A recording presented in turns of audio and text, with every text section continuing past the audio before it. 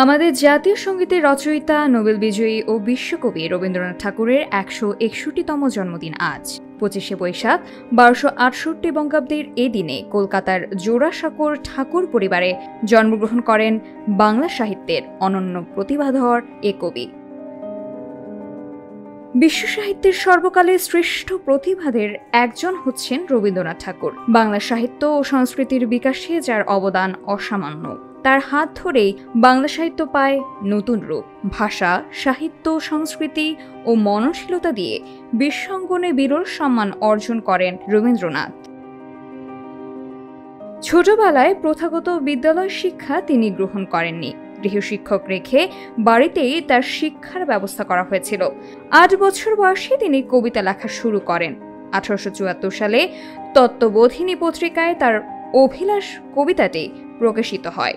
এটিই ছিল তার প্রথম প্রকাশিত রচনা। সামিহা তাবাসসুম, খবর সংযোগ।